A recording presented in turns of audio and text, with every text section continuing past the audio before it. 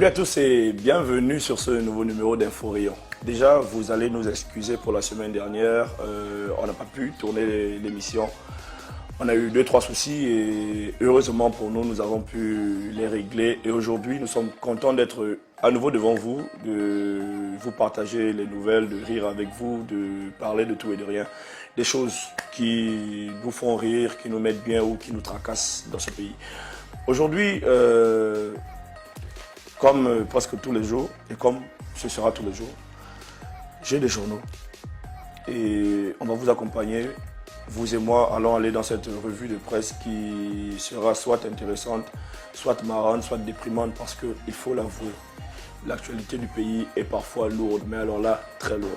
Et donc, voilà les journaux que j'ai sous la main aujourd'hui. Il y a Écho du Nord du lundi 31 août, qui titre violation des mesures barrières, le ministre de la Santé doit aller en prison. Bon, ça ne me regarde pas, c'est bien écrit Écho du Nord, je ne travaille pas Écho du Nord. L'Aube du lundi 31 août aussi. Un ministre insoucieux de la vie d'autrui. On parle toujours du ministre de la Santé. Ce n'est pas moi, c'est l'Aube. Moi, je suis un gars de la nuit, je vis beaucoup la nuit. Les gens de l'Aube, je ne sais pas comment ils fonctionnent beaucoup.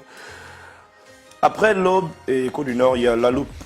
Scène de violence aux eaux et forêts, des grévistes blessés.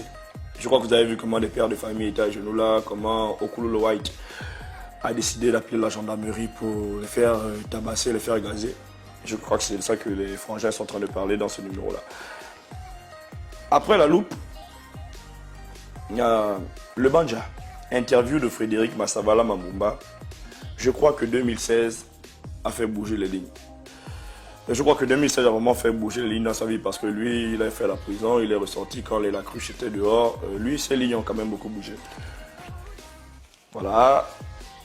Après le Banja, on a Gabon Matin. Résultat bac premier tour session 2020, bac pro en hausse.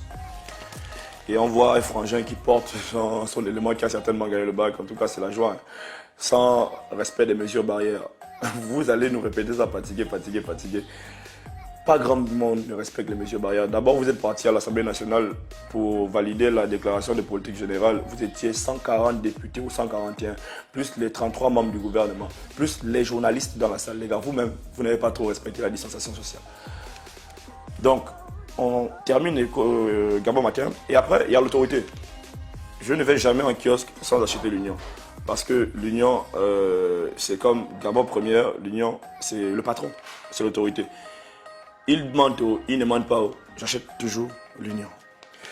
Et donc dans l'Union, le sujet qui va constituer la grande information du jour, c'est naturellement le baccalauréat parce que il y a eu la proclamation mercredi, 25,9% de personnes admises au premier tour de l'enseignement général.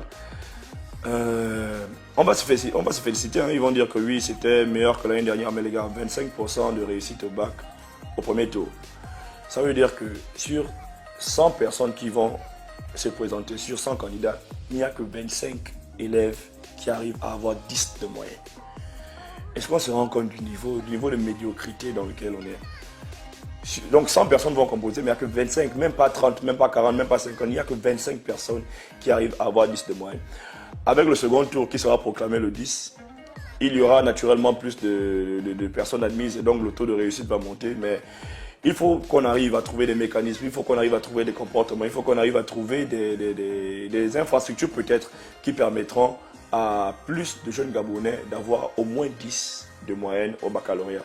Parce que ça rehausse aussi, il envoie de l'image du Gabon à l'étranger. Quand tu arrives, oui, tu as eu le bac, tu avais eu combien au bac? Ah, relevé de notre type. Tu n'as même pas eu la moyenne, on t'a repêché avec 8 ou 9 ou 7. Essayons d'avoir 10, essayons de mettre tout en œuvre pour avoir 10. Okulu Daouda, je ne vais pas te déranger aujourd'hui parce que sinon ça va ressembler à de l'acharnement. Et donc on va parler d'autres choses autour du baccalauréat. Kewa, le succès de la plateforme d'accès aux résultats du baccalauréat 2020. Au premier tour du baccalauréat, plus de 10 000 personnes ont consulté l'application. Donc 10 000 consultations ont été effectuées sur la plateforme, 94,3% sur mobile et 4,2% sur ordinateur. Plus de 16 014 installations ont été enregistrées et 71 pays ont consulté le dit portail. Moi-même, je l'ai consulté parce qu'il y avait mon petit frère qui faisait le baccalauréat. Je suis allé, j'ai mis son numéro de candidat, j'ai mis la date de naissance. Ils m'ont directement sorti le nom du petit. Et j'ai mis mon numéro de téléphone pour que moi aussi je puisse recevoir le message. Parce que c'est ce que j'ai trouvé très intéressant. Au cas où l'enfant te ment, tu peux mettre toi-même le numéro et puis tu as le résultat. Donc j'ai trouvé ça plutôt intéressant. Et donc avant matin, ils en parlent aussi. Donc avant matin, ils en parlent aussi. Un nouveau mode de proclamation, une procédure stressante. Là, en titre, ils ont mis une procédure stressante et ils ont interviewé un psychologue. Le psychologue s'appelle Pierre Mbouiti Ikapi, qui ne refuse pas l'utilisation de l'application, mais qui considère que c'est stressant. Je vais lire ce qu'il a déclaré. En pareille circonstance, du point de vue psychologique, les élèves sont davantage stressés avec en prime une certaine dose d'appréhension supplémentaire. Or, les émotions, quand elles sont supportées de manière collective, sont gérables, plus gérables que lorsqu'on est seul. Ce qui peut pousser malheureusement certains à commettre des actes manqués. Donc le psychologue dit en français simple, parce qu'il y a des gens de Pana qui n'ont pas forcément compris ce que tout ça là voulait dire.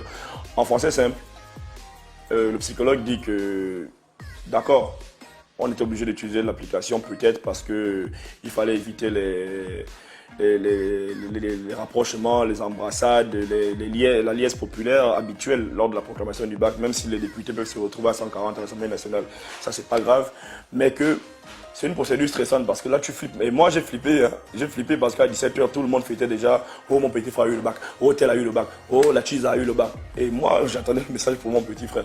Donc c'était quand même stressant pour moi qui n'était pas déjà candidat, donc imaginez un peu pour le petit de 17 ans, de 18 ans, ou même un vieux. Tout le monde ne gère pas les émotions de la même façon. En tout cas, je retiens que c'était bien. KY est passé, j'ai mis le code du petit. Et on m'a donné le résultat. Il a eu le bac, tant mieux pour nous. On a bu les bières et maintenant ils disent qu'ils vont durcir. Bon, c'est pas grave. Oui, je sais. Là, j'ai reçu un tas de messages de gens qui m'écrivent depuis le matin. Uriel, tu n'es pas King Kong, Uriel, faut te raser, Uriel, patati, Uriel, patata, c'est bon les gars, je vais aller me raser. Vous connaissez mon salon de coiffure qui est au charbonnage là, à ABC Mall. À l'intérieur d'ABC Mall, dès que tu rentres à ABC Mall, il y a 2 escaliers comme ça. Tu prends l'escalier qui est à gauche. La main gauche, c'est la main avec laquelle on ne dit pas bonjour. Tu prends l'escalier qui est à gauche, tu vas trouver Cosa Barber and Shop. Non. Attends, je te montre.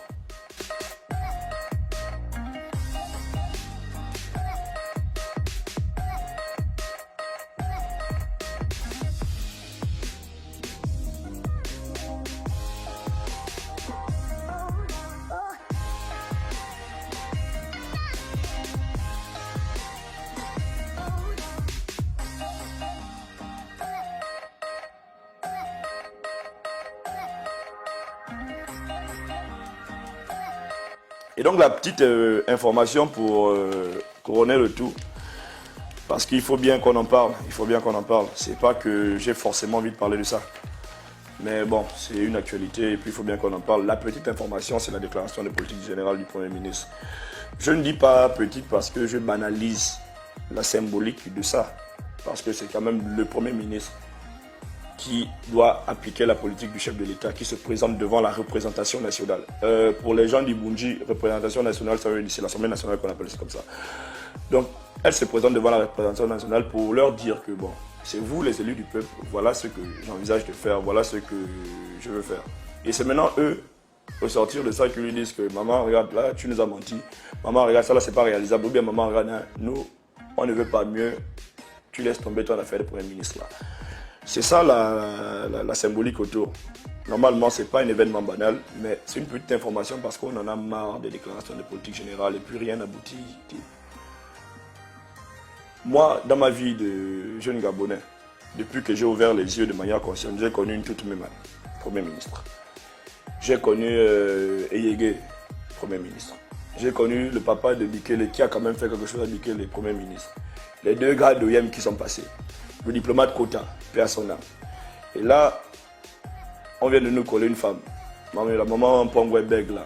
Bon, On est fatigué des déclarations de politique générale. Depuis là, il y a eu le Premier ministre. Mais tu arrives à la Péri là tout de suite. La route qui va venir voir, man, c'est bousillé. Devant même la FCG de la Péri, c'est bousillé. Type. On est fatigué des déclarations de politique générale. Mieux vous essayez un matin, vous nous surprenez. Surprenez-nous. Surprenez-nous un peu, surprenez-nous.